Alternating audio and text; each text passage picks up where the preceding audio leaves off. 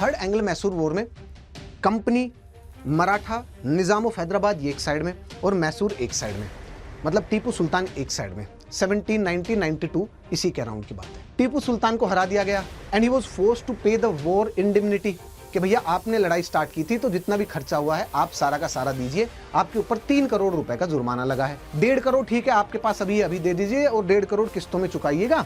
Historian, इतिहासकार इस treaty को ये बोलते हैं कि हैदर अली की ये गलती थी। हैदर अली विजनरी थे लेकिन वो कंपनी को समझ नहीं पाए, बस कंपनी के इंपीरियलिस्टिक आउटलुक को समझ नहीं पाए। वो अपने जो लोकल जो रूलर्स थे और जो लोकल स्टेट थे, जैसे मराठा हो गया और हैदराबाद हो गया, इनको तो समझ पाए थे, ठीक है, इनको समझ लिया उन्होंने, इनको डिप्लोमेटिकली टैकल भी कर लिया, लेकिन कंपनी को डिप्लोमेटिकली जिस हिसाब से उनको टैकल करना चाहिए था वैसे नहीं किया। याद करिए, सिराजुद्दौला से गलती कराई थी कंपनी ने, black hole tragedy, okay. Mir Qasim से गलती कराई थी, मिस्टर एलिस पटना एपिसोड और पटना मैसेकर, गलती कराई थी ना, ओके। कंपनी ने एक अपना ऑफिशियल भेज दिया मीर कासिम के वहां पर। मिस्टर एलिस ने क्या किया, मीर कासिम के जो ऑफिशियल्स थे उन्हीं को ही पीटना स्टार्ट कर दिया, उन्हीं को ही पिटाई की। तो उससे एग्रेसिवनेस में मीर कासिम ने कंपनी का जो ऑफिशियल्स थे उन्हीं को भी पकड़ के मारा, मिस्टर एलिस को भी पकड़ा और उसी के साथ साथ कुछ 45 ब्रिटिश ऑफिशियल्स को भी पकड़ के और उनको मार करके कुएं में डाल दिया। हेलो फ्रेंड्स, जय हिंद, welcome to Unacademy. Session में आप सभी दोस्तों का स्वागत है। दोस्तों, आज के सेशन की कहानी है कंपनी और मैसूर की। कंपनी बंगाल को जीत चुकी है और अब कंपनी की नजर साउथ इंडिया में है और साउथ इंडिया में सबसे रिचेस्ट स्टेट मैसूर उसके ऊपर है। कंपनी और मैसूर के बीच में 4 संघर्ष हुए, 4 लड़ाइयां हुई, जिसको बोलते हैं हम Anglo Mysore war 1, 2, 3 and 4th।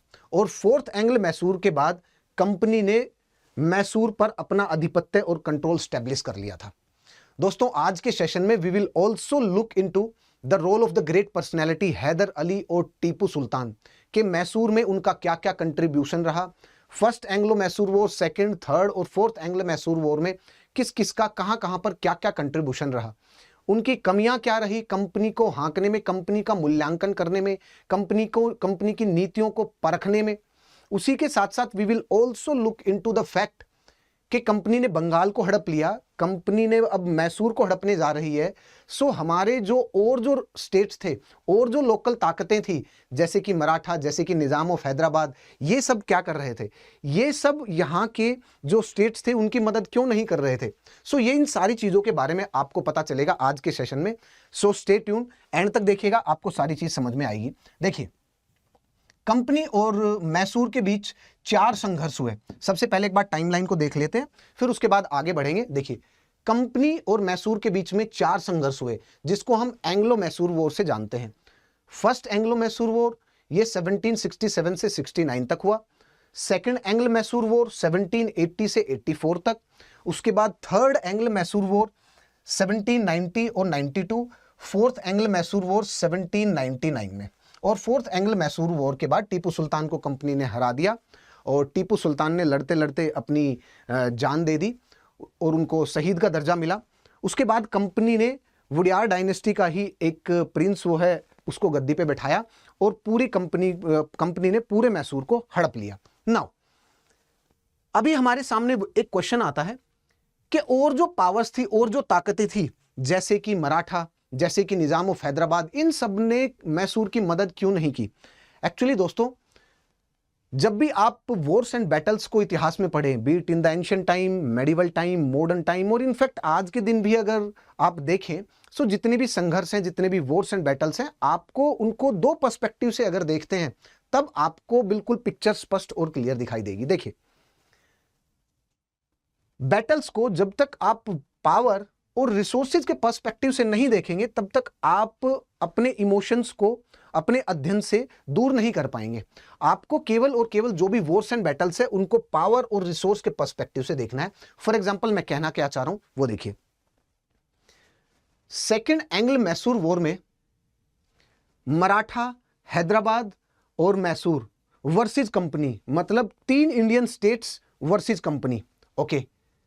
वहीं उसके बाद जब थर्ड एंग्लो मैसूर वॉर के बारे में आप पढ़ेंगे तब समीकरण बिल्कुल बदल गया। अब मैसूर केवल अकेला एक साइड में और एक साइड में कंपनी, हैदराबाद और मराठा। अब यह समीकरण बदल गया। दोस्तों ये सारी चीजें इसलिए, समीकरण इसलिए बदल रहे थे क्योंकि every state was looking for the power and was looking for the resources. और थर्ड जो एंग्लो मैसूर वॉर है उसमें कंपनी मैसूर को जीतने के बाद उसकी आधी टेरिटरी को हथिया लेती है। अब आधी टेरिटरी तीनों में बंटनी चाहिए, 1/3 1/3 1/3, क्योंकि तीन पक्ष थे, एक साइड में कंपनी हैदराबाद और मैसूर। लेकिन कंपनी मेक श्योर कि कंपनी ने जो मोस्ट प्रोडक्टिव जो लैंड था, जहां से वैल्यू ज्यादा थी, मोस्ट स्ट्रेटेजिक जो लैंड था वो अपने पास रखा, और हैदराबाद और मराठा के पास वो लैंड गया, वो जमीन गई जिसकी वैल्यू इतनी ज्यादा नहीं थी। इन सब चीजों के बारे में भी हम देखेंगे। सो इसका मतलब क्या है कि आपको ये सारी की सारी बैटल्स, ये जो स्ट्रगल है, ये जो एंग्लो मैसूर वॉर है, और इनके समीकरण आप तभी अच्छे से समझ पाएंगे कि जब आप इनको पावर के और रिसोर्सिस के एंगल से देखेंगे, क्योंकि अदरवाइज आप समझ ही नहीं पाएंगे ना कि सेकेंड एंग्लो मैसूर वॉर में इंडियन स्टेट एक साइड थे, कंपनी दूसरे साइड थी। वहीं थर्ड एंग्लो मैसूर वॉर में एकदम रिवर्स हो गया। ऐसा क्यों हुआ? क्योंकि ऐसा इसलिए हुआ because the interest theory is working, और द इंटरेस्ट थ्योरी ये कहती है कि पावर और रिसोर्सेज राज्य को जहां मिलेंगे वो वही कार्य करेंगे। आज के दिन भी ऐसा ही है। सो चलिए दोस्तों आगे चलते हैं और चीजों को और थोड़ा सा समझने का प्रयास करते हैं। अभी देखिए नाउ, अभी तक हम क्या पढ़ चुके हैं अपने सेशंस में? अभी तक हम ये पढ़ चुके हैं कि कंपनी ने ये जो बंगाल का एरिया है, ये जो बंगाल की टेरिटरी है, इस पे अपना अधिपत्य और कंट्रोल स्टैब्लिश कर लिया है। यहां पर कंपनी की टेरिटरी हो गई है, ये पूरे बंगाल का एरिया अब कंपनी का एरिया हो गया है। और कंपनी की नजर अब कहां पर है? कंपनी की नजर है साउथ इंडिया। कंपनी की नजर कहां पर है? South India. बंगाल में अपना कंट्रोल स्टैब्लिश करने से पहले कंपनी ने फ्रांस के साथ यहां पर कर्नाटिक युद्ध लड़े। 3 कर्नाटिक वॉर्स थे, the Carnatic Wars first, second, third. आप सोचिए फ्रांस के साथ ईस्ट इंडिया कंपनी ने 3 कर्नाटिक वॉर्स लड़े, कोई तो रीजन रहा होगा। एक्चुअली क्या था कि जितनी भी ये कंपनियां थी, जो यूरोपियन जो कंपनियां थी और अपने जो नेटिव स्टेट्स थे, इनको लाल पलटन बोलते थे, specially the East India company और उनकी फौज को लाल पलटन बोलते थे। और सुजाउद्दौला और शाह आलम का स्पेशली यही भी मानना था कि ये जो लाल पलटन है, इनके लड़ने की जो शैली है वो थोड़ी हमसे अलग है, वो थोड़ी भिन्न है। इनके पास जो बंदूक और इनके पास जो तोप की जो फॉर्मेशन है वो हमारी जो कैवलरी और जो कैवलरी बेस्ड जो सिस्टम है इससे भिन्न है, इसलिए हमें सतर्कता से लड़ना चाहिए। अभी देखिए कंपनी में जो जितनी भी यूरोपियन कंपनी थी, उनमें 4 यूरोपियन कंपनी जो है वो इंडिया में, मतलब पूरे वर्ल्ड में आई। इंडियन सबकॉन्टिनेंट में भी 4 कंपनी आई, जिसमें से थी British East India company, French east India company, Portuguese company, और उसी के साथ थी डच और Danish east India company.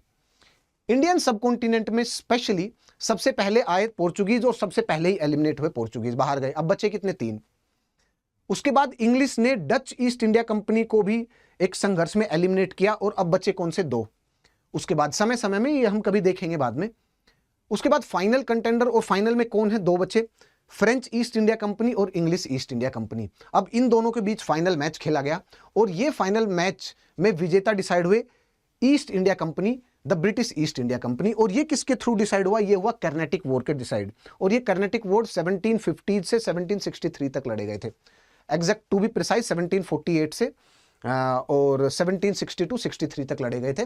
3 Carnatic war थे, क्योंकि फ्रेंच ईस्ट इंडिया कंपनी और ब्रिटिश ईस्ट इंडिया कंपनी ने पूरे वर्ल्ड में संघर्ष था इन दोनों को कि कौन अपना पूरे वर्ल्ड में ये जो जितनी भी कॉलोनीज है यहाँ पर अपना वर्चस्व, अधिपत्य और कंट्रोल स्टैब्लिश करे। सो वर्ल्ड में ये जहां भी लड़ती थी, जैसे अमेरिका में लड़ेंगी, जैसे यूरोप में लड़ेंगी, तो वो इंडिया में भी लड़ाई करती थी, संघर्ष अपने।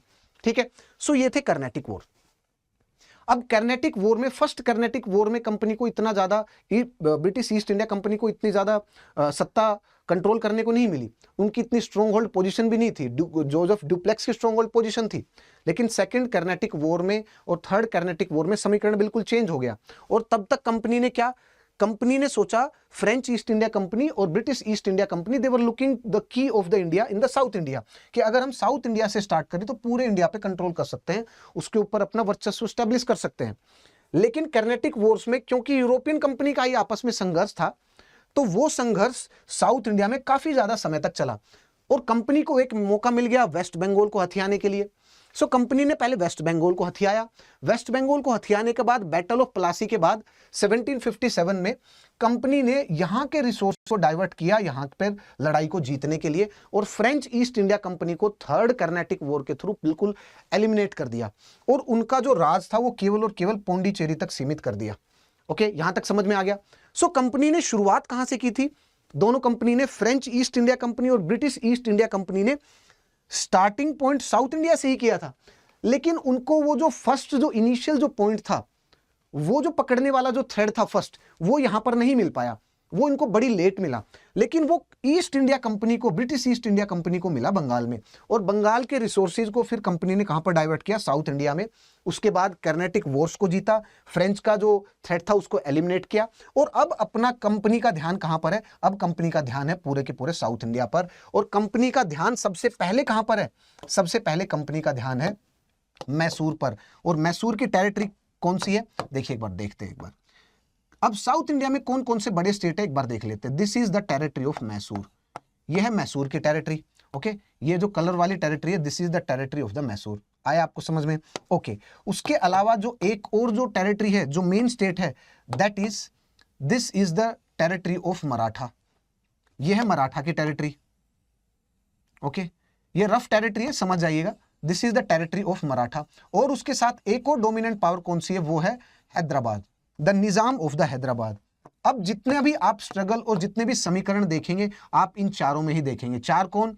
Company, Maratha, Nizam of Hyderabad and Mysore. इन चारों के बीच में ही आप स्ट्रगल जितनी भी होंगी वो देखने वाले हैं अभी। First Anglo Mysore war, third, second, fourth, आप सभी इन चारों को अगर आप देखेंगे, इन चारों को अच्छे से समझेंगे, तब आप समझ जाएंगे। सो इसका मतलब क्या है कि आज का सेशन इट इज अब just about the power game, it is just about the game of the resources between these four main powers. पहली company, Maratha, Nizam of Hyderabad and Mysore. और कंपनी की नजर कहां पर है? मैसूर पर। कंपनी क्या हथिया चुकी है? कंपनी बंगाल को हथिया चुकी है। अब कंपनी को क्या चाहिए? अब कंपनी को Mysore.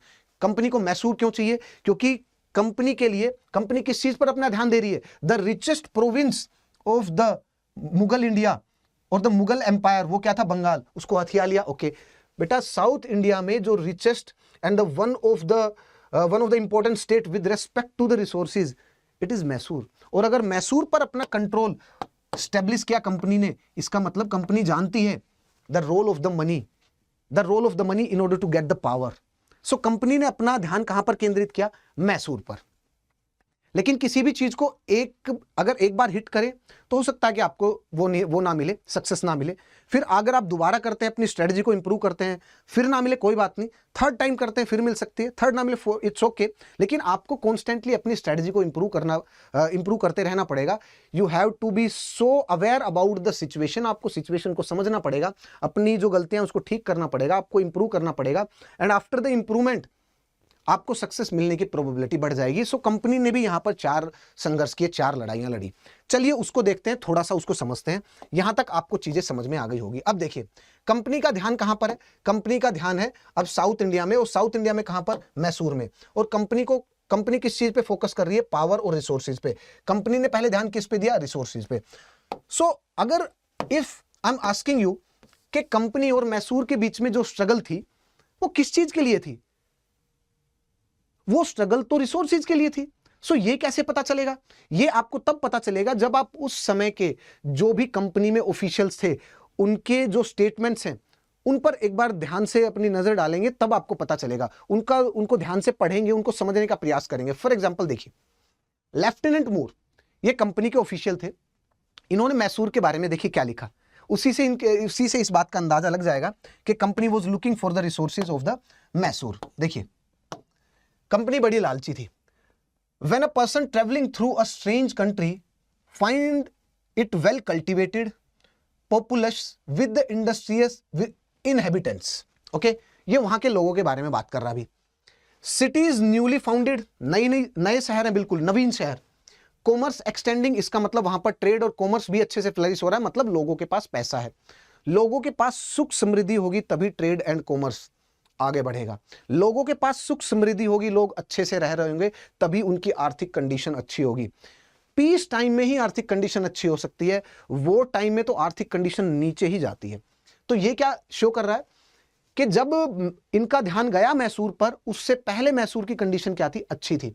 Mysore was well populace, वहां की जो जमीन थी well cultivated, with industrious inhabitants, मतलब लोग अच्छे से मेहनती थे, वो काम करते थे। सिटीज न्यूली फाउंडेड, नए नए सिटीज भी थे। Commerce extending, towns increasing and everything flourishing, everything was flourishing. Okay, so as to indicate happiness, के वहां पर राम राज्य था, so as to indicate happiness. उसके बाद देखिए, अगर कोई वहां पर जाएगा, he will naturally conclude it to be under a form of the government, के जो मैसूर स्टेट है वहां पर पक्का कोई ना कोई ऐसी सरकार है, a form of the government congenial to the minds of the people, के लोगों को समझती है और लोगों को ठीक तरीके से रखती है, वो लोगों के अधिकारों को भी प्रोटेक्ट करती है, लोगों को फ्रीडम भी देती है। सो ऐसी सरकार थी। And this was the picture of the Tipu's Mysore, this was the picture of the Tipu's Mysore. इस स्टेटमेंट से ये जो लाइन्स यहां पर लिखी हुई है लेफ्टिनेंट मोर की, ये इस बात से क्लियरली ये इंडिकेट हो रहा है कि उस टाइम पर कंपनी के पास, उस टाइम पर मैसूर के पास रिसोर्सेज कितने थे। धन धान्य से परिपूर्ण था ये स्टेट। और कंपनी की नजर कहां गई? वेस्ट बंगाल को जीतने के बाद दूसरे साउथ इंडिया में, मतलब वेस्ट बंगाल के बाद साउथ इंडिया में जो प्रोमिनेंट जो स्टेट था दैट इज मैसूर, उसके ऊपर उनकी नजर गई। अब देखिए, उसके साथ साथ हम और आगे चलते हैं। नाउ आप एक बात और समझिएगा, मैंने आपको रिसोर्सेज के बारे में पहले दिखा दिया कि जितने भी वॉर्स एंड बैटल्स थी, आपको इनको दो पर्सपेक्टिव से पढ़ना है। सबसे जो पहला पर्सपेक्टिव है दैट इज रिसोर्स। रिसोर्स के बारे में मैंने आपको बता दिया कि कंपनी की नजर जो थी वो मैसूर के रिसोर्सेज पर थी। Now the second important point is कि जो कंपनी है उसको क्या चाहिए? सत्ता और पावर भी चाहिए। ओके, मैंने कहा कि आपको उस टाइम पे जितने भी स्टेट्स थे, जैसे मराठा हो गया, हैदराबाद हो गया, मैसूर हो गया, including the Mysore and the company, what they want power, they want to control the territory. और जितनी ज्यादा दूसरे के स्टेट से टेरिटरी अगर अपने स्टेट में आ जाए, वो ये कोशिश करते थे, अपने आप को पॉलिटिकली, राजनीतिक तौर पर मजबूत करने की प्रयास करते थे। ओके, इसी प्रयास में इनमें समीकरण होते थे, जैसे वर्ल्ड वॉर 1, वर्ल्ड वॉर 2 में सीक्रेट ट्रीटी थी, specially in the world war 1। Okay, कि वर्ल्ड वॉर 1 का मेन कॉज क्या था? The secret treaties between the states. जब एक राज्य ने दूसरे राज्य पे अटैक किया यूरोप में, तब पता चला दूसरा राज्य आया। क्यों आया? क्योंकि उसने उसके साथ ट्रीटी की हुई थी कि अगर मैं किसी संकट में हूं तो आप आ जाइएगा, अगर आप किसी संकट में हैं तो आप आ जाएंगे। तो इसका मतलब क्या है कि इंडिपेंडेंट और सोवरेन स्टेट्स हैं, वो अपने आप को प्रोटेक्ट करने के लिए वो क्या करते हैं? इंडिपेंडेंट ट्रीटी भी करते हैं। और जहां पर उनको इंटरेस्ट दिखे, अपना हित दिखे, अपना हित पूरा होता हुआ दिखाई दिए, उसी साइड वो मुड़ जाते हैं। इसमें कोई वो नहीं है। आपको इसमें इमोशंस को साइड करके आपको रिसोर्स और पावर के पर्सपेक्टिव से देखना चाहिए। और बोलते हैं कि इंटरनेशनल रिलेशंस में there is no permanent friend, there is no permanent enemy. So उस टाइम पे मैसूर, मराठा, निजाम ऑफ हैदराबाद कंपनी, ये सब अलग अलग अपनी सोवरेन ताकतें थी। ओके, इन सब चीजों के बारे में भी बात करेंगे। अब देखिए, थर्ड एंग्लो मैसूर वॉर में कंपनी, मराठा, निजाम ऑफ हैदराबाद ये एक साइड में और मैसूर एक साइड में, मतलब टीपू सुल्तान एक साइड में। 1792 इसी के अराउंड की बात है। टीपू सुल्तान को हरा दिया गया। Okay, and he was forced to pay the war indemnity, कि भैया आपने लड़ाई स्टार्ट की थी तो जितना भी खर्चा हुआ है आप सारा का सारा दीजिए। आपके ऊपर 3 करोड़ रुपए का जुर्माना लगा है। 1.5 करोड़ ठीक है आपके पास, अभी दे दीजिए, और 1.5 करोड़ किस्तों में चुकाइएगा। और हम इस एश्योरिटी के लिए आपके 2 बच्चे लेकर के जा रहे हैं, और जो भी आपके बच्चे हैं उनको लेकर के जा रहे हैं। और आप जब 1.5 करोड़ रुपए दे देंगे तब आप वापस आपके बच्चे हम वापस कर देंगे, तब तक ये हमारी सिक्योरिटी में है। उसी के साथ साथ मैसूर की टेरिटरी भी कंपनी और जो अलायंस था उन्होंने रख ली। कंपनी ने, मैंने आपको बताया, कंपनी मेक श्योर कि कंपनी ने क्या किया? Most productive, most valuable territory अपने पास रखी जिसकी वैल्यू ज्यादा थी, और ऐसी टेरिटरी जिसकी वैल्यूज बहुत कम थी और उसमें से भी जो एरिया था वो भी काफी कम, ज्यादा एरिया अपने पास रखा, ज्यादा वैल्यूएबल टेरिटरी रखी। और अपने दोस्तों जिन्होंने उनके साथ संघर्ष किया था, लड़ाई की थी, उनको बहुत कम टेरिटरी दी। क्यों? क्योंकि कंपनी जानती है, कंपनी इस बात को समझती है, किस चीज को, कि यहां पर there is no permanent enemy, there is no permanent friend. वहीं सेकंड एंग्लो मैसूर वॉर में ये मेरे अगेंस्ट थे, और थर्ड एंग्लो मैसूर वॉर में मराठा और निजाम ऑफ हैदराबाद ये मेरे साथ हैं। अब ये मेरे साथ हैं तो इनको मजबूत नहीं हो सकता है कि नेक्स्ट वॉर में ये मेरे अगेंस्ट हो जाए। सो इसका मतलब अभी जीत गए तो दरिया दिली ना दिखाते हुए इनको मजबूत नहीं होने देना, स्ट्रोंग नहीं होने देना इनको मजबूत। जो प्रॉमिस किया गया है वो चीज नहीं देनी है। सो इसका मतलब क्या है, अब देखिए जो मैंने आपको बताया, और उसमें स्टेटमेंट देखिए, एक कंपनी के ऑफिशियल का स्टेटमेंट क्या था, that we have made our enemy weaker, मतलब मैसूर को हमने हरा दिया। We have made our enemy weaker without making our friends stronger. और फ्रेंड्स उस टाइम कौन थे, मराठा और निजाम ऑफ हैदराबाद। और एनिमी कौन था, मैसूर। और मैसूर को कमजोर कैसे किया, forced Tipu Sultan to pay the war indemnity of 3 crore rupees, 3 crore रुपए आपको पे करने पड़ेंगे। और फ्रेंड्स को स्ट्रॉन्ग कैसे नहीं होने दिया, मैंने आपको बताया। ओके, सो इससे आप क्या समझे, इससे जो मैंने आपको पहले स्लाइड दिखाई थी कि जितनी भी वॉर्स एंड बैटल्स है, इसको आपको दो पर्सपेक्टिव से देखना है, दैट इज द पॉलिटिक्स, मतलब power, and the resources. Okay, now अब हम आगे चलते हैं दोस्तों। अब सेशन की पृष्ठभूमि है वो बिल्कुल सेट हो चुकी है। अब हम चलते हैं आगे और पढ़ते हैं। देखिए, ये जितने भी एंग्लो मैसूर वॉर 1, 2, 3, 4 ये जितने भी थे, ये सब इसीलिए थे क्योंकि कंपनी ने बंगाल को जीतने के बाद अब कंपनी को पावर चाहिए थी। ठीक है, कंपनी को पावर के लिए उन्होंने मैसूर की तरफ देखा। So that is the first and the foremost point and the foremost reason for that. Just by looking into कि फर्स्ट एंग्लो मैसूर वॉर कब कब हुआ, उसमें किस किस का अलायंस था, कैसे था, सेकंड में, थर्ड में, फोर्थ में, और ये वॉर एंड होने के बाद ट्रीटी कैसे कैसे क्या क्या हुई, इस केवल फैक्चुअल इंफॉर्मेशन को पढ़ लेना ये सफिशिएंट नहीं है। एटलीस्ट सिविल सेवा के लिए beat UPSC, beat state PCS, ये सफिशिएंट नहीं है, आपको एनालिसिस पॉइंट पे भी जाना पड़ेगा। सो हमारे सेशन का स्ट्रक्चर भी इसी प्रकार से है कि हम इसको एक एनालिसिस पर्सपेक्टिव से इसको स्ट्रक्चर किया गया है। इस सेशन को ना एनालिसिस पर्सपेक्टिव से थोड़ा सा इसको सिंक्रोनाइज और स्ट्रक्चर वाइज इसको प्रेजेंट करने की कोशिश करते हैं। तो देखिए आगे बढ़ते हैं।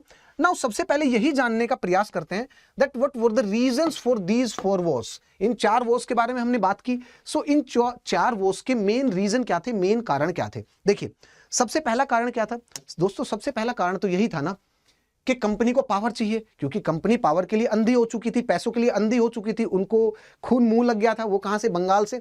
कंपनी के जितने भी ऑफिशियल्स थे उन्होंने अपने घर पर, जहां मतलब यहां से पैसा लूट करके कहां ले गए, अपने घर इंग्लैंड। और पर्सनल जो पैसे थे, मतलब जो कंपनी के जो ऑफिशियल्स थे उनके पास बहुत सारा पैसा आ गया था। कंपनी नीचे डूब रही थी, कंपनी नुकसान में जा रही थी, लेकिन कंपनी के जो ऑफिशियल्स थे उनके पास भर भर के पैसा था।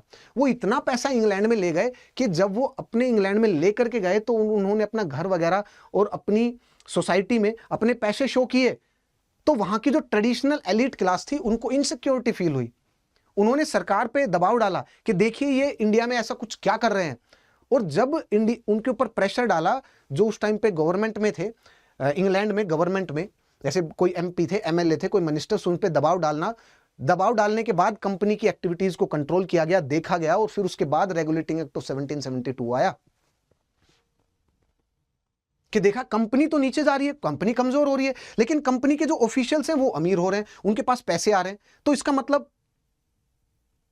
Something wrong is going on, है ना, कुछ ना कुछ गलत हो रहा है यहां पर। तो इस चीज से ध्यान केंद्रित हुआ कंपनी के और कंपनी की गतिविधियों के ऊपर और कंपनी के ऑफिशियल्स की गतिविधियों पर। तो यही पता चला कि कंपनी के जो ऑफिशियल्स हैं वो करप्शन में और वो पैसों के लिए इतने अंधे हो चुके हैं कि they just want to expand their territory at any cost. और इसी में सबसे पहला पॉइंट था, क्या था, the political ambition of the company and their official. और कंपनी ने क्या, कंपनी ने बैटल ऑफ प्लासी और बैटल ऑफ बक्सर को जीतने के बाद now they are having the political power in the Bengal. और उस पॉलिटिकल पावर से कंपनी ने बंगाल के रिसोर्सेज को एक्सप्लॉइट किया। हमने लास्ट वाले सेशन में इस बात पे डिस्कशन किया कि कंपनी ने जैसे ही बैटल ऑफ बक्सर को जीता उसके बाद बंगाल में ड्वेल गवर्नमेंट लेके आए, जहां पर नवाब सामने था और कंपनी पीछे से नवाब के स्ट्रिंग्स खींच रही थी। और कंपनी के कंट्रोल में सारे बंगाल के रिसोर्सेज थे। और कंपनी ने इतना एक्सप्लॉइटेशन किया लोगों का कि लगभग 7-8 साल में 1/3 ऑफ द बंगाल पॉपुलेशन वो फेमिन से वाइप्ड आउट हो गई। 1769-1770 में कंपनी के officials and the corruption of the companies official, उनकी गतिविधियों से जो अर्थव्यवस्था थी, जो लोकल ट्रेडिशनल इकोनॉमी थी बंगाल की, वो पूरी ध्वस्त हो गई।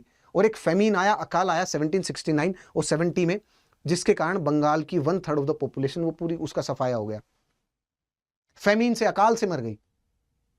उसके बाद कंपनी ने कर्नाटिक वॉर में भी कुछ पावर का टेस्ट और सत्ता का जो टेस्ट था वो चखा था। कर्नेटिक वॉर में। और ये कब था? ये था 1757 और 1764। और कर्नेटिक वॉर मतलब power in the Carnatic war ये कब थी? ये सेकंड कर्नेटिक वॉर के बाद कंपनी ने थोड़ी सी अपनी जो सत्ता थी ना वो कंट्रोल करनी स्टेब्लिश की थी यहां पर। अब देखिएगा भाई, now let me tell you, just a minute, let me highlight this. Okay, now Bengal को जीतने के बाद और कर्नाटक पे थोड़ी सी पावर कंट्रोल स्टेब्लिश करने के बाद कर्नाटक का कौन सा रीजन था? ये था दोस्तों कर्नाटक का रीजन। एक मिनट रुकिएगा, मैं कर्नाटक के जो रीजन है उसको भी ड्रॉ कर देता हूं आप सभी के लिए, ताकि आपके लिए चीजें और स्पष्ट और क्लियर हो जाए। This was the Karnataka region. दोस्तों ये था कर्नाटक रीजन, ये तमिलनाडु चेन्नई के आसपास वाला ये था कर्नाटक का रीजन जहां पर कंपनी का कंट्रोल था। Okay, this was the Karnataka region. Now the main point is that कि कंपनी को बंगाल और कर्नाटक में जो पावर कंट्रोल मिला है उसके बाद अब company want to expand its territory, और उसके लिए वो कहां पर उसका ध्यान गया? उसका ध्यान गया मैसूर पर। So that was the first reason. Now the second reason is the economic opportunity. देखिए मैसूर क्या था, हमने रिसोर्सेज वाला एंगल तो देख लिया, और रिसोर्सेज वाला एंगल आपको हर वॉर्स एंड बैटल में मिलेगा। पावर और रिसोर्सेज का एंगल तो 100% मिलेगा। रिसोर्सेज क्या क्या रिसोर्सेज थे मैसूर के पास? देखिए मैसूर के पास फर्टाइल सॉइल थी, तुंगभद्रा एंड द रायचूर दोआब। तुंगभद्रा दोआब कहां है? ये देखिए यहां पर तुंगभद्रा दोआब है, इस एरिया में तुंगभद्रा एंड द रायचूर दोआब। तो कंपनी को क्या दिख रहा है यहां तुंगभद्रा और रायचूर दोआब में? कंपनी को the agricultural economy of the Mysore, the stable and the strong agricultural economy of the Mysore. Okay, और उस टाइम पर एग्रीकल्चर अर्थव्यवस्था का एक प्रोमिनेंट वो था सेक्टर। आज के दिन जैसे मैन्युफैक्चरिंग है, जैसे सर्विस सेक्टर है, उस टाइम पर agriculture was the first and the main prominent sector of the economy. और अगर एग्रीकल्चरल सेक्टर मजबूत है किसी भी स्टेट और किसी भी राज्य का, तो इसका मतलब उसके पास स्ट्रॉन्ग पॉलिटिकल होल्ड भी रहेगा, क्योंकि वो अर्थव्यवस्था का सबसे स्ट्रॉन्ग सेक्टर है ना। ओके, तो इसका मतलब the fertile soil of the Tungabhadra and the Raichur Doab, company की नजर उस पे थी, इस पे कंपनी ने टिक लगाया कि ठीक है इनके पास ये भी है। उसके बाद second, textile and the handicraft and the spice trade. आप देखिए साउथ इंडिया के स्पाइसेस, इसी के लिए तो कंपनी वहां से आई थी ना। The fall of the Constantinople in the hand of the Ottoman Turks in 1453, और उस रास्ते को जो सिल्क रूट है उसी को ब्लॉक कर दिया गया था कॉन्स्टेंटिनोपल में, तभी तो कंपनी ने समुद्र का रास्ता ढूंढा। ये जितनी भी यूरोपियन ट्रेडिंग कंपनी थी इंडिया में आई तो मसाले के लिए थी ना, स्पाइसेस के लिए आई थी ना। तो वो जो स्पाइसेस है वो कहाँ है? साउथ इंडिया में। उसी के साथ साथ टेक्सटाइल इंडस्ट्री, आज के दिन देखिए मैसूर की टेक्सटाइल इंडस्ट्री, साड़ियां, हैंडीक्राफ्ट इंडस्ट्री साउथ इंडिया की excellent, out of this world. So company का ध्यान कहां पर था? यहां पर भी। उसके साथ साथ मैसूर में कोलार गोल्ड फील्ड, आज के दिन तो यहां पर जो गोल्ड की कॉन्सेंट्रेशन इन ओर में कम हो गई है, मान लिया उस टाइम पर सोचिए 200 साल पहले काफी ज्यादा थी। सो कोलार गोल्ड फील्ड भी है। उसी के साथ साथ सैंडलवुड, चंदन के जंगल भी है यहां पर। चंदन की लकड़ी की वैल्यू आज देखिए आप इंटरनेशनल मार्केट में, उस टाइम पर भी वैल्यू थी। सो ये कहां पर है? ये भी कर्नाटक और मैसूर स्टेट में है, तो ये भी रिसोर्स था। उसके साथ साथ Hyder Ali started to establish industry as well. Hyder Ali modern industries के तर्ज पे डेवलपमेंट कर रहे थे अर्थव्यवस्था का। सो इसका मतलब इकोनॉमिक अपॉर्चुनिटी भी मैसूर स्टेट में काफी ज्यादा थी। सबसे पहला क्या था? सबसे पहला रीजन क्या था, कारण क्या था इन चारों एंग्लो मैसूर वॉर के? सबसे पहला the lust of the power for of the company. Second क्या था? The economic opportunity the company was actually looking for from the Mysore. Okay, ये दो पॉइंट हो गए। उसके बाद the third main important point is inter relation between the Mysore and the France. आप सोचिए कंपनी उस समय पर 4 कंपनियां आई थी यूरोप से, और चारों में आपस में बीच में स्ट्रगल थी, टसल था, कंपटीशन था, कौन जीतेगा। सबसे पहले पोर्चुगीज आए, सबसे पहले आए इंडिया में और सबसे पहले गए। उसके बाद डेनिस और डच वो चले गए। उसके बाद 2 कंपनियां बची थी, फ्रांस और फ्रेंच ईस्ट इंडिया कंपनी और ब्रिटिश ईस्ट इंडिया कंपनी। अब इन दोनों को फाइनल खेलना था, और इन दोनों का फाइनल काफी साल तक चला। First Carnatic war, second Carnatic war और थर्ड कर्नाटिक वॉर, इन 3 कर्नाटिक वॉर ने डिसाइड किया कि फाइनल जो विजेता होगा कौन सा होगा, ट्रॉफी किसके पास जाएगी। ओके, इन तीनों के बीच वो 3 कर्नाटिक वॉर लड़े गए। ये कर्नाटिक वॉर स्टार्ट हुए 1748 इसी के अराउंड, और 1762-63 तक ठीक है, 14-15 साल तक ये वॉर ये लड़े गए। और not just in the India, in French east India company और ब्रिटिश ईस्ट इंडिया कंपनी में, अमेरिका में भी ये संघर्ष था, यूरोप में भी संघर्ष था। The Austrian war of succession, वहां पर भी लड़ाई करी गई, यूरोप में भी। और इनफैक्ट अगर ये यूरोप में लड़ते थे या फिर अमेरिका में लड़ेंगे तो इंडिया में भी लड़ना स्टार्ट कर देते थे। तो आप ये देखिए कि अगर हमारा कोई नेटिव स्टेट, फॉर एग्जांपल जैसे कि मैसूर, जैसे कि मराठा, जैसे कि निजाम ऑफ हैदराबाद, अगर ये यूरोपियन सोल्जर्स को अगर अपनी आर्मी में इंडक्ट करने की कोशिश करेंगे, यूरोपियन ऑफिसर को अपनी आर्मी में ऑफिसर बनाएंगे, सो दैट कि जो मैसूर स्टेट की आर्मी है वो मॉडर्न तर्ज पर like the army of the East India company, like the infantry of the East India company, इस प्रकार से ट्रेन हो जाए। हमारे पास भी रॉकेटरी हो, हमारे पास भी तोपखाना हो, हमारे पास भी जो बंदूक है जो मॉडर्न लाइंस उनके तर्ज पर हो। तो इसके लिए वो यूरोपियन सोल्जर्स को इंडक्ट करने लग गए। सबसे पहले स्टार्ट किया साउथ इंडिया ने, मैसूर ने। और मैसूर ने सबसे पहले रिलेशन किसके साथ स्टैब्लिश किए? फ्रांस के साथ। तो कंपनी को हमेशा यह लगा कि अगर मैसूर के थ्रेट को एलिमिनेट नहीं किया गया तो हो सकता है कि फ्रांस, जो फ्रांसीसी हैं, वो अपना कंट्रोल, जैसे कि मैंने आपको फ्रेंच ईस्ट इंडिया कंपनी बताई, फ्रेंच ईस्ट इंडिया कंपनी का जो कंट्रोल था वो 1763 में खत्म हो गया था इंडिया में, ओके। और पौंडीचेरी तक ही सीमित रह गई थी फ्रेंच ईस्ट इंडिया कंपनी और फ्रेंच ताकत। लेकिन उसके बाद 1780s और 1790s में फ्रांसीसी क्रांति के बाद जो ताकत और सत्ता थी वो नेपोलियन ने हथिया ली थी। पूरे फ्रांस में जो सत्ता का जो केंद्र था वो नेपोलियन बोनापार्टी के पास आ गया था। और नेपोलियन बोनापार्टी जो ब्रिटिश थे उनके वो कट्टर अपोजिशन में थे। और इनफैक्ट उन्होंने ब्रिटिश को कंट्रोल करने के लिए उनको ये पता था कि ब्रिटिशर्स की सबसे बड़ी ताकत क्या है, उनकी ईस्ट इंडिया कंपनी, उनका वर्चस्व और उनका कंट्रोल उनकी कॉलोनीज पे। और कॉलोनीज कौन सी थी? जैसे इंडिया हो गई, जैसे पूरा इंडियन सब कॉन्टिनेंट हो गया, उसी के साथ साथ और अदर पार्ट्स और other regions of the world, okay. तो नेपोलियन बोनापार्टी ने यह इंश्योर किया कि इनके जो कंपनी है उनके ट्रेड को हिट किया जाए, उनको तोड़ा जाए कैसे भी करके। तो उन्होंने क्या किया? उन्होंने सबसे पहले काम किया कि उनकी ईस्ट इंडिया कंपनी और ब्रिटेन के ट्रेड को इंपैक्ट करने के लिए वो यूरोप में एक पॉलिसी लेके आए, दैट इज कॉन्टिनेंटल ब्लॉकेड। के मतलब ब्रिटिशर्स यूरोप में कोई भी ट्रेड नहीं कर सकते, इसके लिए उन्होंने ब्लॉकेड लगा दिया। मतलब not in that sense, literal sense, metamorphically, उसके उस सेंस में उन्होंने वो लगा दिया कॉन्टिनेंटल ब्लॉकेड। मतलब ब्रिटिश ईस्ट इंडिया कंपनी और ब्रिटिश की कोई भी कंपनियां, ब्रिटिश के कोई भी वासिंदे यूरोप के अदर कंट्रीज के साथ कोई भी ट्रेड नहीं कर सकते। इससे उन्हें क्या लगा? उन्हें यह लगा कि उनको आर्थिक चोट होगी, आर्थिक नुकसान होगा और वो बच जाएंगे, और उससे ब्रिटिशर्स की ताकत थोड़ी कमजोर हो जाएगी, उस पर उनकी सत्ता का जो स्ट्रॉन्ग होल्ड है पूरे वर्ल्ड में उस पर भी असर पड़ेगा। लेकिन ब्रिटिशर्स तो बच गए, उसका असर एक्चुअली यूरोपियन अदर ताकतें इंक्लूडिंग फ्रांस उस पर पड़ा, ओके। फ्रांस ने अब देखा कि यूरोप ने और स्पेशली जो ब्रिटेन है उन्होंने अपना जो ईस्ट इंडिया कंपनी है उसका जो ट्रेड है उसका इंडिया और ये जो कॉलोनीज थी इनके साथ अपना ट्रेड बढ़ा दिया। तो बोनापार्टे को लगा कि अगर मैं इंडिया पर और जो ये सब एशियन जो कॉन्टिनेंट है यहाँ पर अपना कंट्रोल अगर मैं लेकर के आऊं और कंपनी को यहाँ से खदेड़ना स्टार्ट करूं, ब्रिटिश ईस्ट इंडिया कंपनी को, तब जाकर के ब्रिटिशर्स की ताकत थोड़ी जो कमजोर होगी। तो क्या हुआ कि मैसूर ने स्पेशली अंडर द टीपू सुल्तान अपने स्ट्रॉन्ग रिलेशंस बनाने स्टार्ट किए फ्रांस के साथ। मैसूर ने अपने स्ट्रॉन्ग रिलेशन बनाने स्टार्ट किए किसके साथ?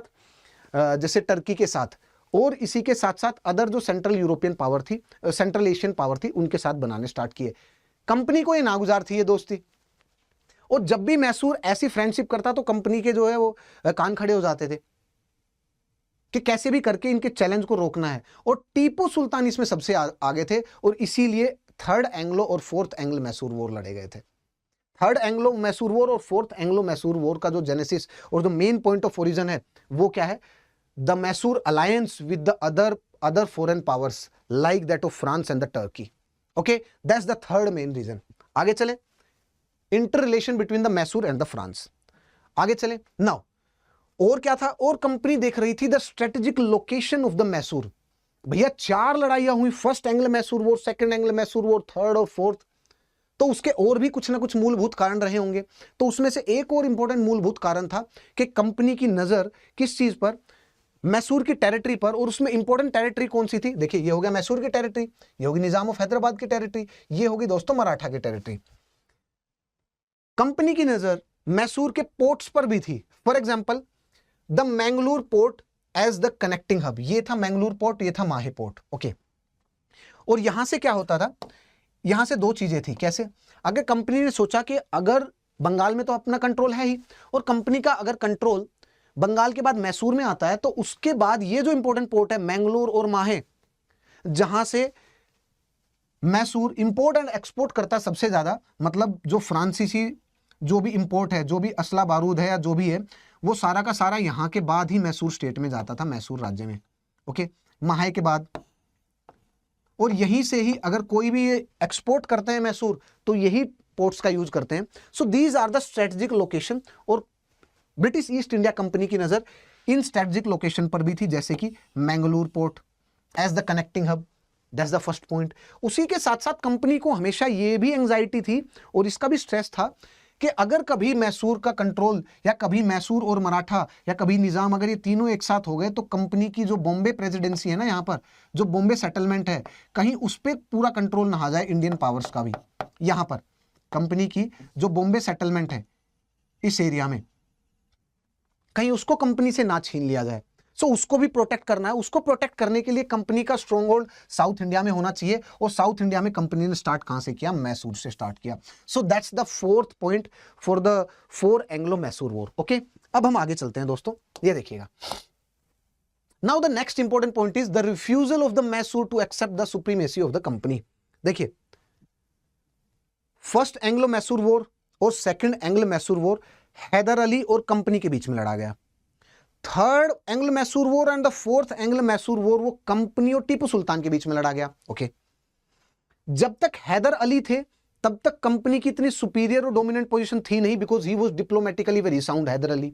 ओके, वो डिप्लोमेटिकली साउंड थे, वो स्ट्रेटजी वाइज भी बड़े साउंड थे। अगर अपोजिशन में हमारे लोकल स्टेट्स हैं जैसे कि मराठा, जैसे कि निजाम ऑफ हैदराबाद, अगर वो अपोजिशन में भी हैं, तो वो किसी न किसी तरीके से वो या तो इनको अपने अगेंस्ट हटा देते थे या अपने पक्ष में लेकर के आ जाते थे।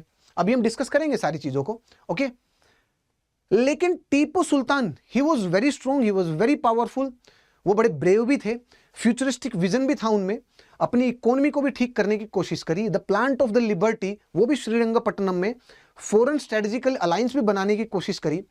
बट टीपू सुल्तान में हेस्टीनेस भी थी, एंगर भी था, और diplomatically with the local states like the Maratha, like the Nizam of Hyderabad, वो इतने स्ट्रॉन्ग नहीं थे जितने हैदर अली थे।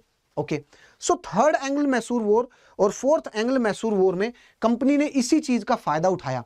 बार बार टीपू सुल्तान को इंस्टिगेट किया, जैसे कि सिराजुद्दौला को इंस्टिगेट किया था, जैसे कि मीर जाफर को इंस्टिगेट किया गया था, जैसे कि मीर कासिम को इंस्टिगेट किया गया और मिस्टर एलिस पटना एपिसोड कराया गया, सिराजुद्दौला से जैसे कि ब्लैक होल ट्रेजेडी कराया गया। ऐसे ही टीपू सुल्तान के साथ उन्होंने वो किया, और टीपू सुल्तान को इंस्टिगेट करने के बाद उनसे ट्रेवनकोर पे अटैक करवाया गया, और कंपनी ने मराठा और निजाम ऑफ हैदराबाद के साथ मिलकर के थर्ड एंग्लो मैसूर वॉर में क्या किया? उस पे मैसूर पे अटैक किया और मैसूर को बिल्कुल कमजोर कर दिया, उसकी कमर तोड़ दी। और कंपनी ने कहा टीपू सुल्तान को कि please accept our sovereignty. Note उन्होंने प्लीज नहीं लगाया, but in that sense, please accept our sovereignty in that sense, okay?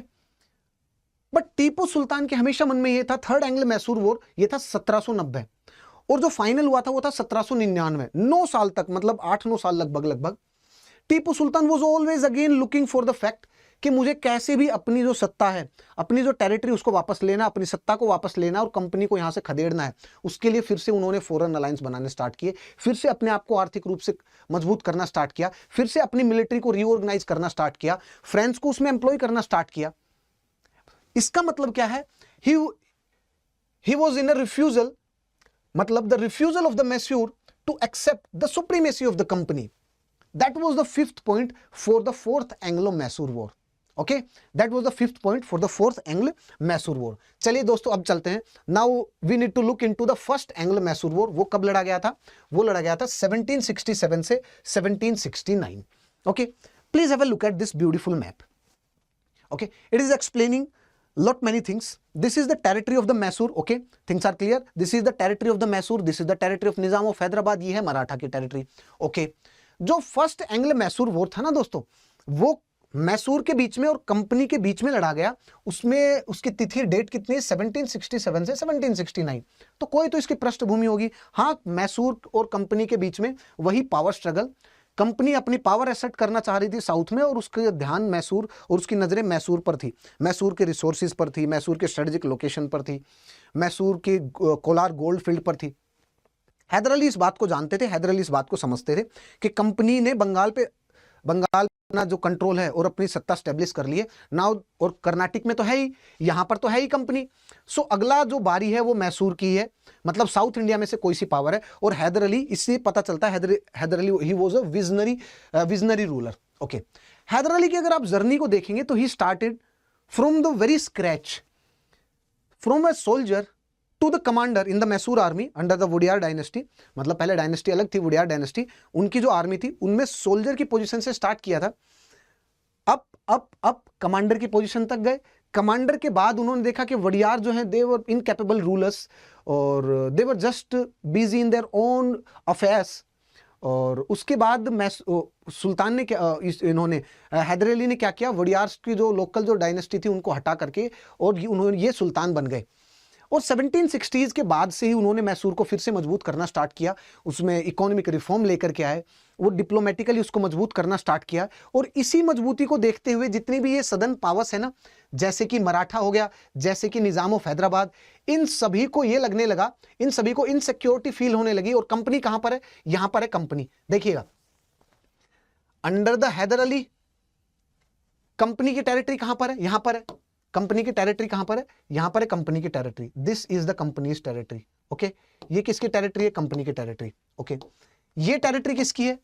ये है मराठा की टेरिटरी. ओके, ये मराठा की टेरिटरी हो गई.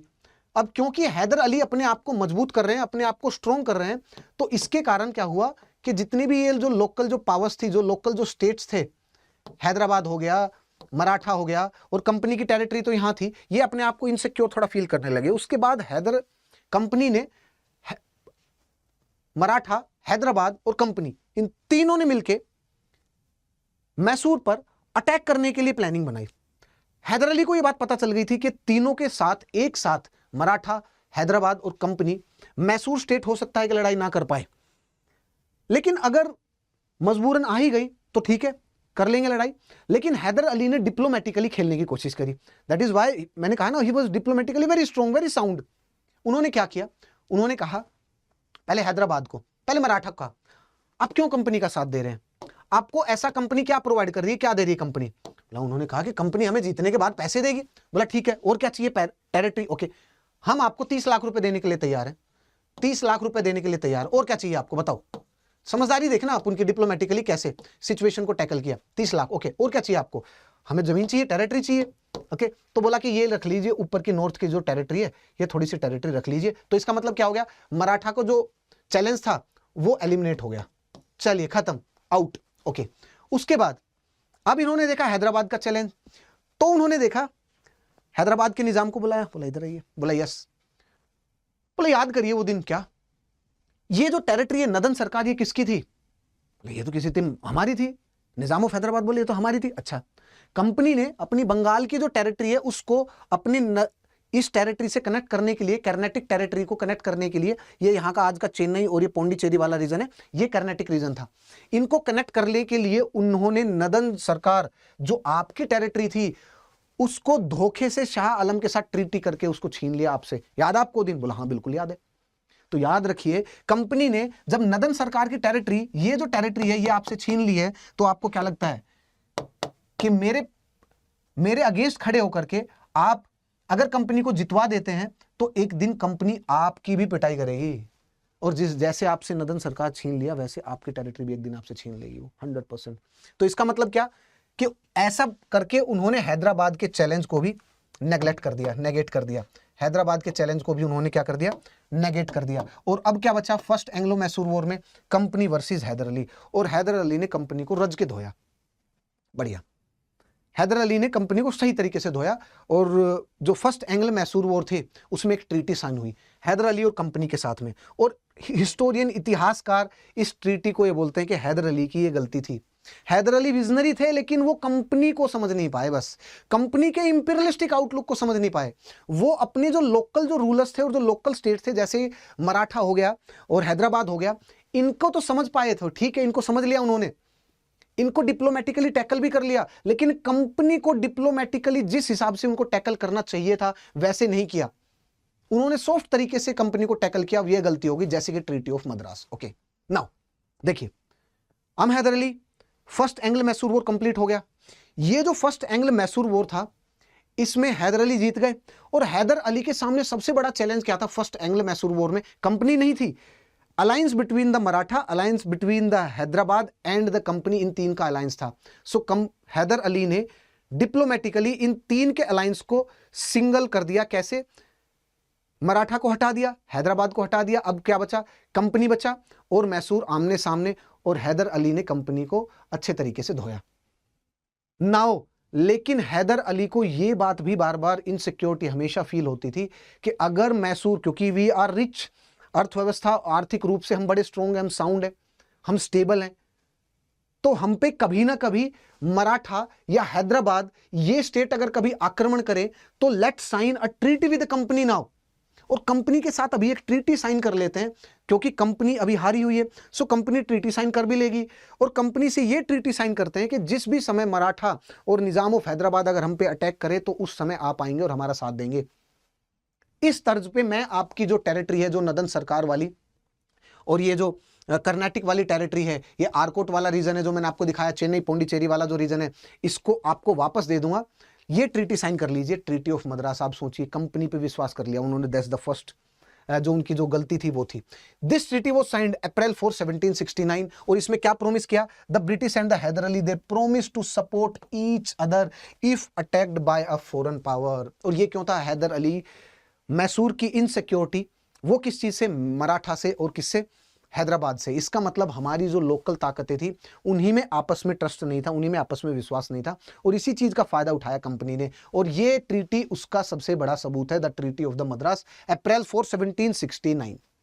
ठीक है, बिल्कुल क्लियर, स्पष्ट, that's the first point. Okay, और क्या थे इसके प्रोविजंस? थर्ड जो प्रोविजन है वो मेन पॉइंट है इस ट्रीटी का। और क्या लिखा था? Both the party return the area they had वोन फ्रॉम ईच अदर। मतलब मैक्सिमम तो हैदर अली ने ही जीता था, हैदर अली का ही अपर हैंड था, तो जो भी टेरिटरी अगर किसी ने किसी की कैप्चर की है, कब्जाई है, तो वो वापस कर देंगे। That's the first point of this. उसी के साथ साथ द डिस्ट्रिक्ट ऑफ औरकोट, जो सबसे बड़ा मेन जो डिस्ट्रिक्ट था वहां पर नदन सरकार में और कर्नाटक रीजन में कंपनी का, वो भी हैदर अली ने वापस कर दिया। Third is the promise made, उसी के साथ साथ fourth is the British promise to assist Haider Ali if he was attacked by his neighbours. देख रहे हैं आप, that particular insecurity of the Haider Ali और the Mysore state from the challenge of the Maratha and the Hyderabad compelled the Haider Ali to sign this treaty, despite the fact कि हैदर अली और जो मैसूर की जो पोजीशन थी वो इस वाले में स्ट्रोंग पे थी, मतलब अपर हैंड था यहां पर, फिर भी उन्होंने ये ट्रीटी साइन करी, the treaty of the Madras.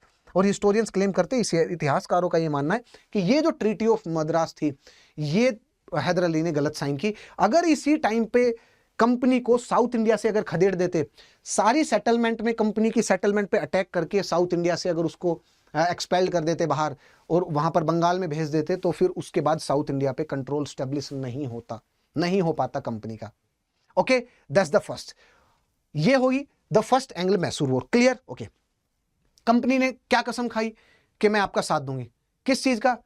Mysore का। किस चीज के लिए? अगर कोई नेबरिंग स्टेट उस पर अटैक करे तो। कौन नेबरिंग स्टेट? मराठा और हैदराबाद। ओके, लीजिए 2 साल बाद ही, 2 साल भी कहां, ये देखिए ना, आप देखिए, ये लीजिए 1769।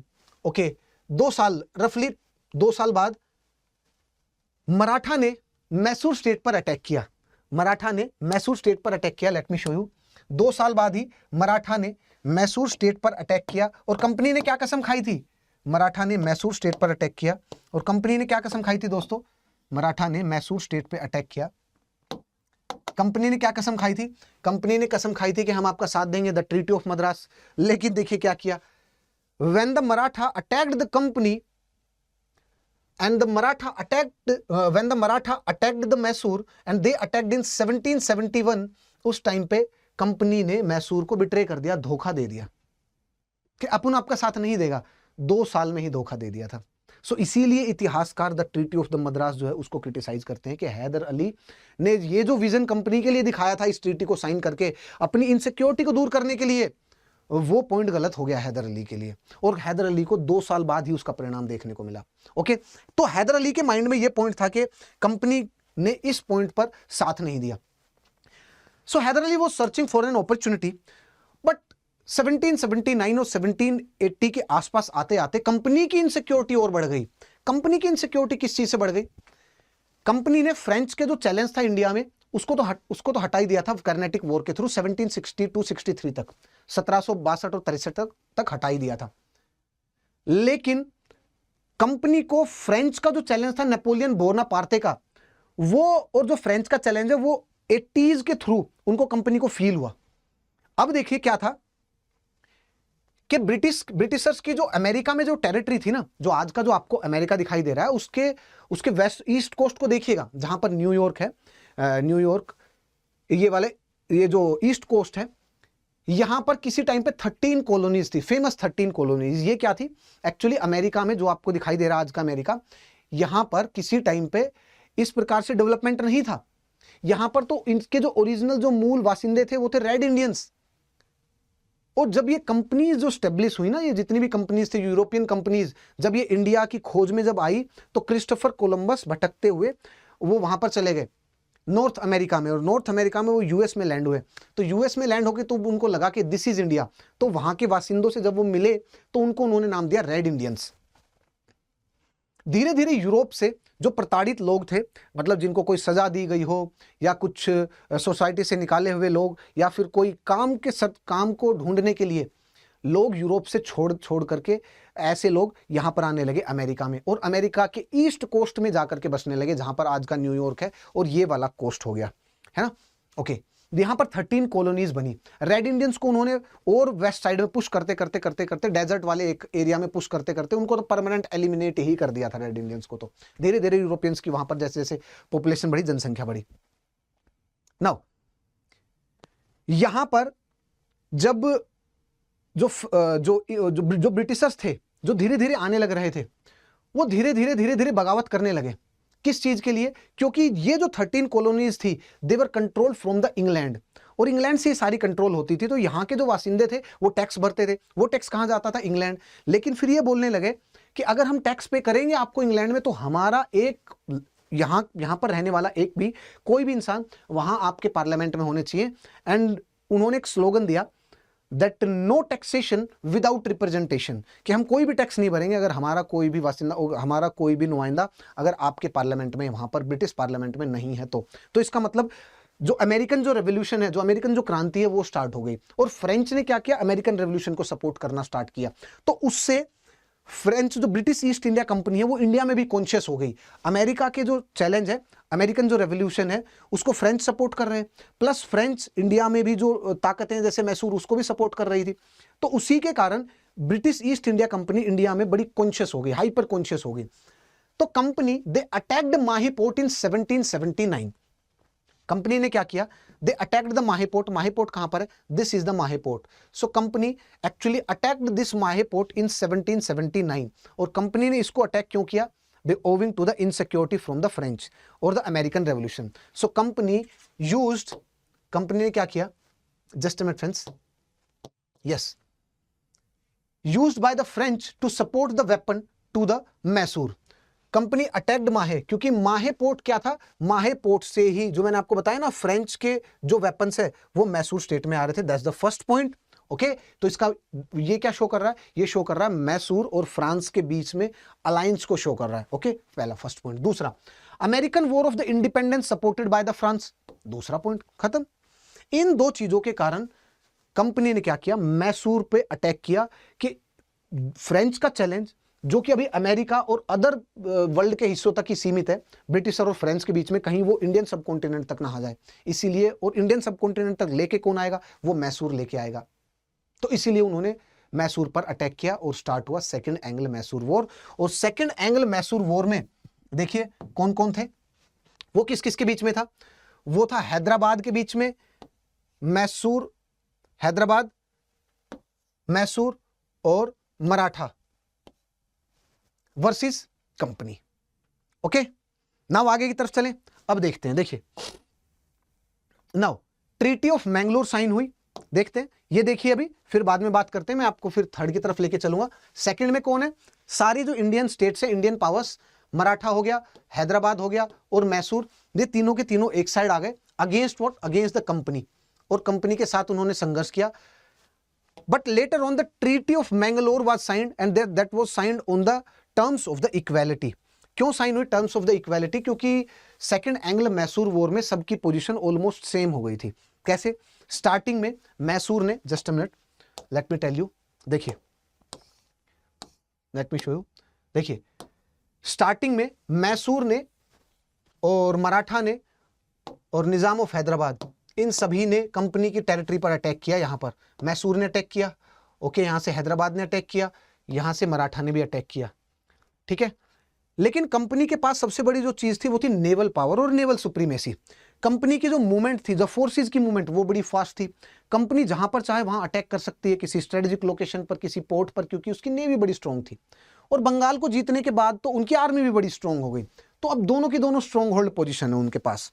ओके, तो जब इनके अलायंस ने अटैक किया यहां पर कर्नाटक में, और ये जो कर्नाटक जो टेरिटरी है और जो ब्रिटिशर्स की टेरिटरी है, ब्रिटिश ईस्ट इंडिया कंपनी की साउथ इंडिया में यहां पर, तो कंपनी ने यहां पर अटैक किया मैसूर और इस वाले एरिया में, मैसूर के में, and this thing forced the Haider Ali to come back to the Mysore, और वो वापस आए मैसूर में, और जो उन्होंने स्ट्रॉन्ग होल्ड पोजीशन इन तीनों पावर्स ने गेन की थी यहां पर, वो कमजोर पड़ गई, क्योंकि उसके बाद निजाम ऑफ हैदराबाद और मराठा जो थे वो भी रिट्रीट कर गए।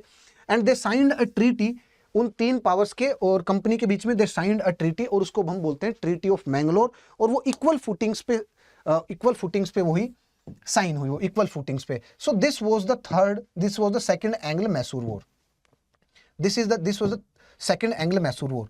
नाउ उसके बाद हुआ थर्ड एंग्लो मैसूर वॉर, और वो था 1989, क्योंकि 1780 या 81 के आसपास हैदर अली का देहांत हो गया।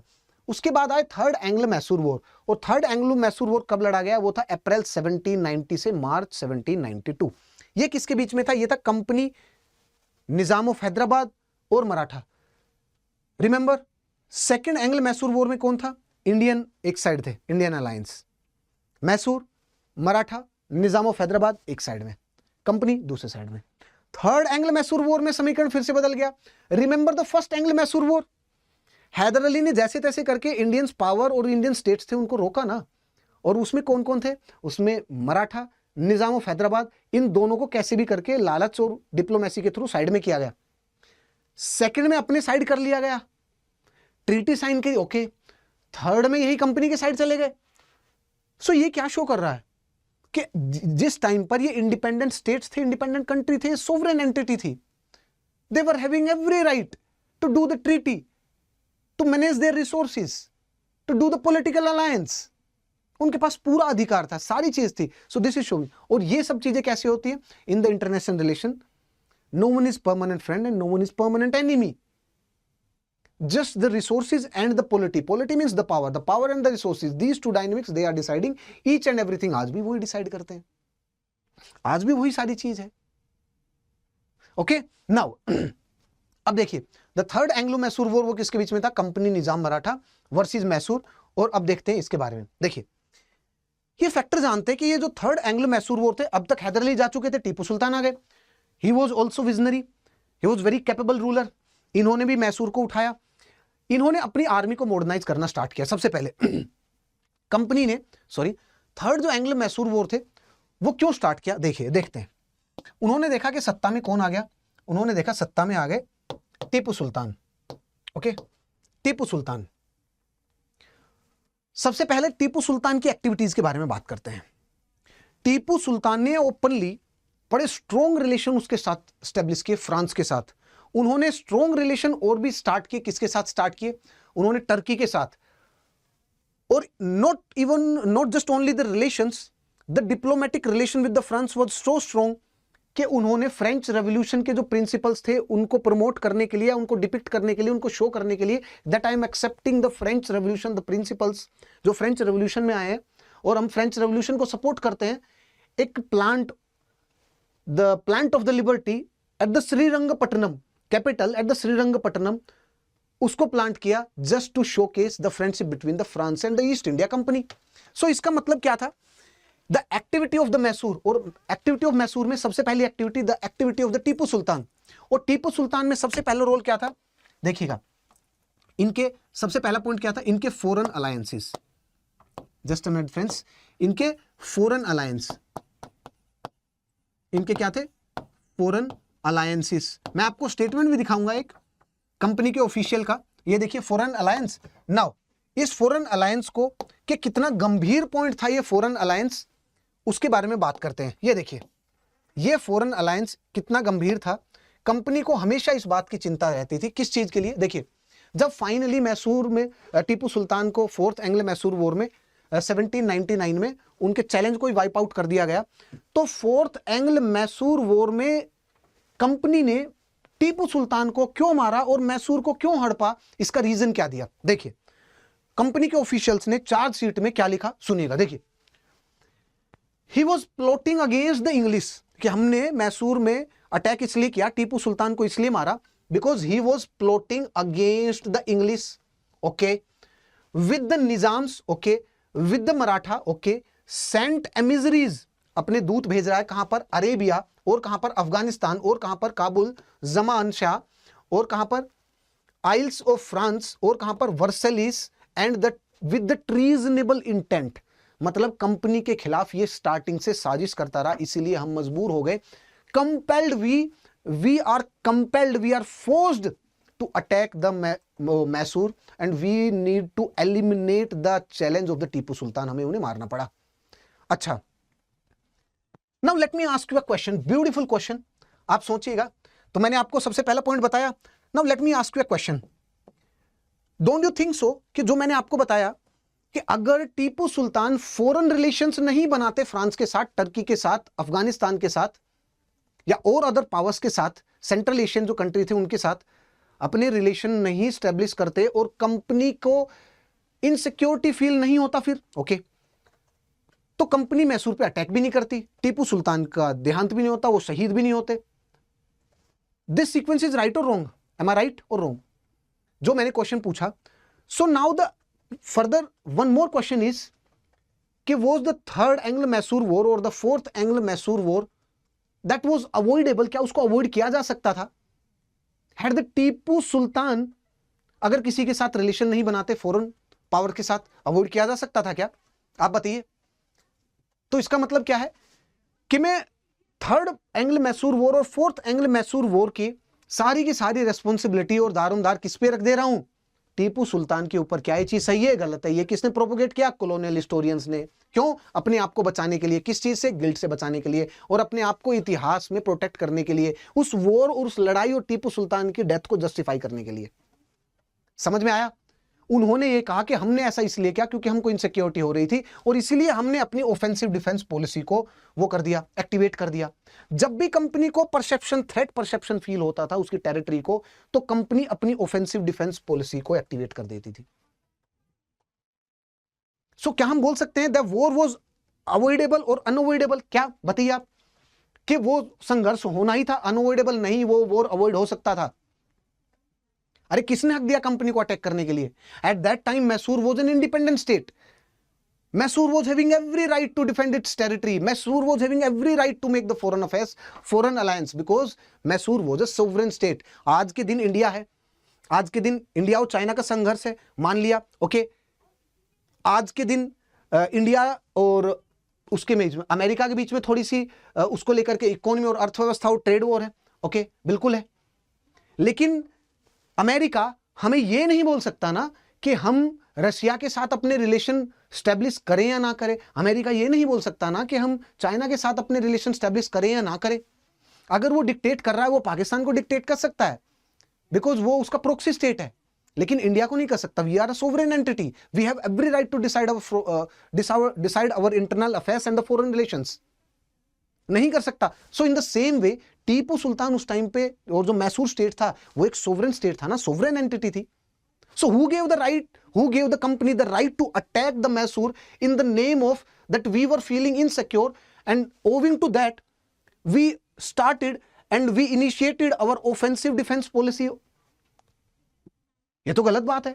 So ये था फॉरेन अफेयर्स और फॉरेन अलायंस। ओके, एक और था, टीपू सुल्तान ने क्या किया, उन्होंने अपनी मिलिट्री को डेवलप करना स्टार्ट कर दिया। क्यों? बिकॉज मैंने आपको बताया ना, he was an able ruler, he was the capable ruler, he was visionary, उसको भविष्य दिखता था। मिलिट्री, और मिलिट्री को स्ट्रॉन्ग करने के लिए, स्ट्रेंथन करने के लिए उन्होंने कहां पर काम करने स्टार्ट किए? उन्होंने 2 पॉइंट पर काम करने स्टार्ट किए। सबसे पहले अपनी नेवी बिल्ड करनी स्टार्ट करी, क्योंकि वो जानते थे कि कंपनी की स्ट्रेंथ क्या है। कंपनी की स्ट्रेंथ 2 है। स्टार्टिंग में कंपनी ने अपनी नेवी को मजबूत किया था। कंपनी की नेवी मजबूत थी इन सभी कंपनी की, यूरोपियन कंपनी की। हम इंडियंस ने अपने आप को पानी में मजबूत नहीं किया, इसीलिए जितनी भी ट्रेडिंग कंपनी यूरोप से आई सबने हमें आंख दिखाई, including the Portuguese trading company. फिर बाद में ब्रिटिश ट्रेडिंग कंपनी ने, जो ब्रिटिश ईस्ट इंडिया कंपनी, उसने दिखाई। ओके, बट ये स्टार्टिंग में लैंड पे, जमीन पे इतने मजबूत थे नहीं, जमीन पे ये लोग कमजोर थे। लेकिन धीरे धीरे ये लोग जमीन पर भी मजबूत हुए। जैसे ही बंगाल और बंगाल के रिसोर्सेज आए, the company use the resources of the Bengal to beat the Mysore, to beat the challenge of the Mysore. और कंपनी ने अपनी जो आर्मी है उसमें इंडियन सोल्जर्स को भी रिक्रूट करना स्टार्ट किया, क्योंकि जानते थे कि जो फुट सोल्जर है, अगर उसको हम वहां से लेकर के आएंगे इंग्लैंड के वासिंदे और इंग्लैंड के लोगों को, द सोल्जर्स और द सिपाही, तो फिर दिक्कत होगी, उनको फाइनेंशियल लॉस होगा। इसलिए उन्होंने लोकल लोगों को एज अ सिपाही आर्मी में रिक्रूट करना स्टार्ट किया, उनको मॉडर्न साइंटिफिक लाइन के तहत ऑर्गेनाइज करना स्टार्ट किया, अपनी इन्फेंट्री को मजबूत करना स्टार्ट किया, और धीरे धीरे ईस्ट इंडिया कंपनी की जो लैंड आर्मी है वो भी मजबूत हो गई। तो सबसे पहले मैसूर को क्या करना था? अपनी नेवी मजबूत करनी थी। दूसरी, अपनी आर्मी को ऑर्गेनाइज करना था in the modern scientific line, on the basis of the European line. तो ये काम किसने किया? टीपू सुल्तान ने। टीपू सुल्तान ने क्या किया? टीपू सुल्तान ने एक रॉकेटरी वो स्टेब्लिश किया, एक कैंपस स्टेब्लिश किया जहां पर रॉकेट्स बनते थे। जो उस टाइम की जो मिसाइलें थी वो रॉकेट बनने स्टार्ट हुए वहां पर, रॉकेटरी। इसको देख करके कंपनी के दिमाग में समझ में आ गया था कंपनी को कि now he is planning for a war, और अगर ये ज्यादा स्ट्रॉन्ग हो गया, इस बार कंपनी का जो थ्रेट है उसको पूरा एलिमिनेट कर देगा टीपू सुल्तान। बिकॉज ये हैदर अली की तरह नहीं है, he is aggressive, he is impatient, और ये विजनरी तो है ही, लेकिन इसके अंदर ये जो 2 हैस्टीनेस है, और openly showing the things, openly कि मैं यहां पर स्टैब्लिश कर रहा हूं अपनी रॉकेटरी, और उसी के साथ साथ अपनी नेवी को मजबूत कर रहा हूं। इससे कंपनी क्या होगी? सतर्क हो गई, और कंपनी के जो ऑफिशियल थे कॉर्नवालिस, उसको इसी पॉइंट के लिए भेजा गया कि आप जाइए और टीपू सुल्तान का जो चैलेंज उसको एलिमिनेट करिए, उस थ्रेट को। And he activated his offensive defence policy. Okay, now तो उनके फॉरेन अफेयर्स थे, उनके मिलिट्री चैलेंज थे, ये थी activities of the Mysore, and that these are the reasons for the third Anglo Mysore war. Okay, company की पॉलिसी तो हो गई। ओके, द ट्रेडिशनल एनिमिटी किसके साथ? The traditional enmity with the Maratha and with the Hyderabad, ये तो थी ही। ओके, उसके साथ साथ the threat perception of the company from the Mysore. ये 4 पॉइंट थे, ये 4 मेन रीजंस थे किसके? कंपनी के अटैक करने के मैसूर के ऊपर, और that lead to the third Anglo Mysore war. और थर्ड एंग्लो मैसूर वॉर में इन सभी के अलायंस ने टीपू सुल्तान को हरा दिया, और टीपू सुल्तान को हराने के बाद he was forced to sign the treaty, and that is the treaty of the Srirangapatnam. और वो जो श्रृंगपट्टनम की जो ट्रीटी थी, उसके बाद टीपू सुल्तान की कमर टूट गई। अभी देखिएगा, नाउ ये तो मैंने आपको लॉन्ग टर्म रीजंस बताए थे थर्ड एंग्लो मैसूर वॉर के। Now the third Anglo Mysore war का ना एक इमीडिएट रीजन भी था। ओके, उसको भी देख लेते हैं, एक बार के लिए सुन लेते हैं कि उन्होंने कैसे टीपू सुल्तान की जो हास्टीनेस थी उसको इंस्टिगेट किया कंपनी ने।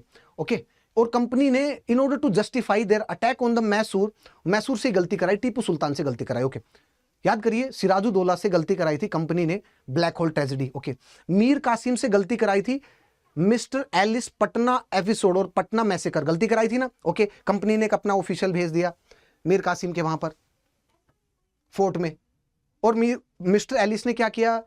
मीर कासिम के जो ऑफिशियल्स थे उन्हीं को ही पीटना स्टार्ट कर दिया, उन्हीं को ही पिटाई की। तो उससे एग्रेसिवनेस में मीर कासिम ने कंपनी का जो ऑफिशियल्स थे उन्हीं को भी पकड़ के मारा, मिस्टर एलिस को भी पकड़ा और उसी के साथ साथ कुछ 45 ब्रिटिश ऑफिशियल्स को भी पकड़ के और उनको मार करके कुएं में डाल दिया। तो गलती किससे कराई? मिस्टर एलिस ने मीर कासिम से गलती कराई, कंपनी ने मीर कासिम से गलती कराई ताकि बैटल ऑफ बक्सर का पूरा दारोमदार किस पे? मीर कासिम के ऊपर जाए और हिस्ट्री कंपनी को बेलिजरेंट ना कहे। That company was not belligerent, actually it was the native state और those were the native state who were the belligerent first. ऐसा ही सिराजुद्दौला के साथ किया, ऐसा ही उन्होंने मैसूर के साथ किया। वो कैसे? देखिए, थर्ड एंग्लो मैसूर वॉर की बात कर रहे हैं। कंपनी ने मेक श्योर कर लिया था कि मैसूर के थ्रेट को एलिमिनेट करना है, टीपू सुल्तान को एलिमिनेट करना है, क्योंकि ये सारे चैलेंज थे। मैंने आपको बताया अभी ये जो हमने ये डिस्कस किए ना, the factor responsible, the long term factor responsible for the third Anglo Mysore war, वो ये थे। नाउ अब देखते हैं यहां पर, देखिए दोस्तों, अब please have a look at this map, the map of the south India. This was the state of Travancore, ये ट्रेवनकोर का स्टेट था। ओके, ट्रेवनकोर के जो राजा थे, जो लोकल राजा थे, वो कंपनी के इन्फ्लुएंस में ही थे। ओके, कंपनी ने उन्हें कहा कि टीपू सुल्तान के उसको एलिमिनेट ही करना है।